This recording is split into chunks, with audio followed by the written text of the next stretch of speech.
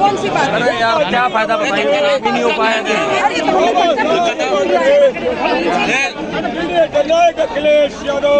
अधिकारी सरकार मिलकर के जनता को लूट रही है। रात ही में अयोध्या का मुझे जानकारी मिली कि एसडीएम शिवम यादव पे लगातार दबाव बना रहा था, लगातार एसडीएम गाली गलौज कर रहा था और दबाव इस बात का बना रहा कि पैसे दो उसको, पैसे नहीं दोगे तो तुम्हारे पे कार्रवाई हो जाएगी।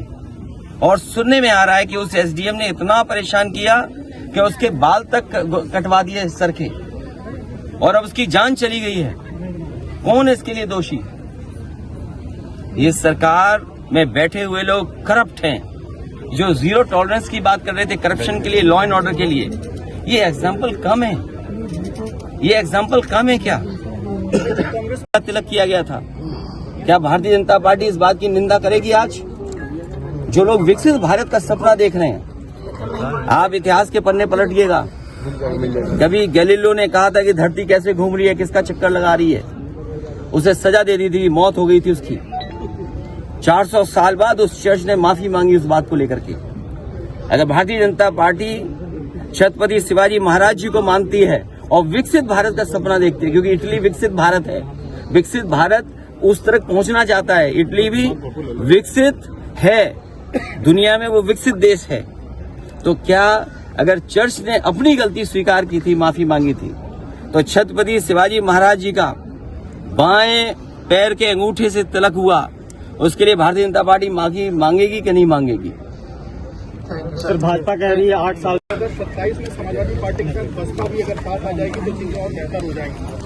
ऐसा कांग्रेस पार्टी ना। ये जो मुख्यमंत्री योगी जी हैं, माइक आईडी ऊपर करते हैं, ये कपड़े पहनने से योगी नहीं हो सकते। कोई भी कपड़ा पहन ले, हम सब कपड़े पहन ले, आप पहन ले कपड़े। वो जो लाइन से हमारा पत्रकार साथी हटा रहा है, ये बताइए आईएएस गायब है, वो पूछिए ना आप। मैं अपने पत्रकार साथी से कह रहा हूं कि बाराबंकी तक चले गए। इसी लोहिया पार्क में एक चोरी का दरवाजा है जहां से आईएएस लोग वॉक करने यहाँ आते हैं। आप पूछिए कि वो आईएएस कहाँ है जो जिस पर आरोप लगा है इतने कमीशन लेने का।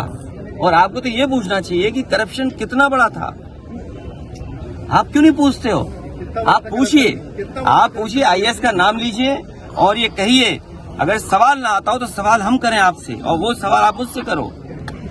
मैं कहता हूं कि आप ये कहिए कि भारतीय जनता पार्टी की जीरो टॉलरेंस की जो पॉलिसी थी, आखिरकार एक आईएएस पकड़ने के बाद वो जीरो टॉलरेंस पॉलिसी कहां है? मैं चाहता हूं कि आप ये सवाल मुझसे पूछो।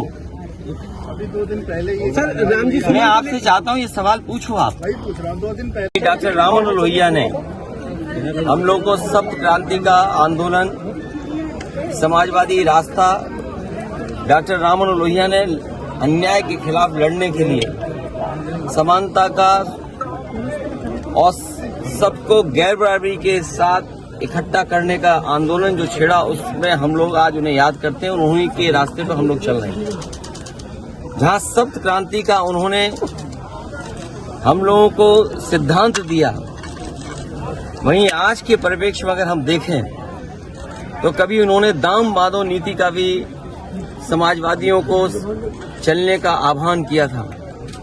आज के दिन जब डॉक्टर राममनोहर लोहिया को हम लोग याद कर रहे हैं, जहां महंगाई इतनी बढ़ी हुई है, गैर बराबरी लगातार बढ़ती चली जा रही है, बेरोजगारी है, किसान को कोई पूछ नहीं रहा, किसान के सामने आर्थिक संकट पैदा किया है, तो वहीं हम सब लोग संकल्प भी लेते हैं कि डॉक्टर राममनोहर लोहिया की सप्त क्रांति और दाम बांधो का जो सपना दिखाया था, उसका संकल्प लेकर के पूरा करने का काम हम लोग करेंगे।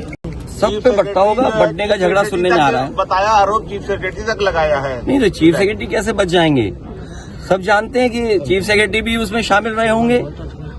और अब क्या करेंगे कि समाजवादी पार्टी के लोगों को पकड़ो, नेताओं को पकड़ो, मीडिया के सामने से उनके घर में झांको। अरे हमें तो वो दिन भी इंतजार है कि सरकार ने क्या किया था, हमारे घर को गंगा जल से धुलवाया था। याद है ना? याद है। आप भी पत्रकार लोग थे, किसी के फोन पे गए थे सुबह घर में, क्योंकि आपको भी जाना है।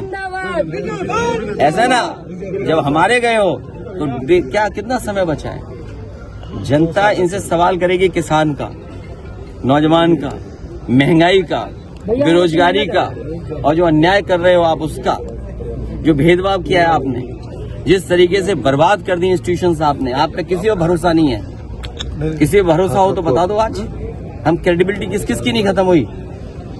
इसलिए समय बदलेगा और समय बदलने के लिए ही हम लोग संकल्प लेने आए हैं। डॉक्टर राममनोहर लोहिया जी को जहां याद कर रहे हैं, उनकी सप्त क्रांति के रास्ते पर चलने का संकल्प ले रहे हैं, वहीं उन्होंने दाम बांधों का जो हम लोगों को प्रिंसिपल और रास्ता दिखाया उस पर चल करके गरीब जनता, किसान और नौजवानों की सेवा करने का काम करेंगे।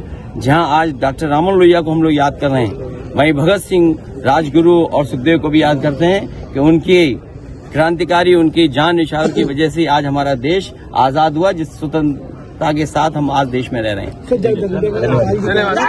तो अपने एवं अपने परिवार के बेहतर स्वास्थ्य के लिए परम मल्टी स्पेशलिटी हॉस्पिटल आइए, क्योंकि आपका जीवन अनमोल है। परम मल्टी स्पेशलिटी हॉस्पिटल, विजयंत खंड, गोमती नगर, लखनऊ।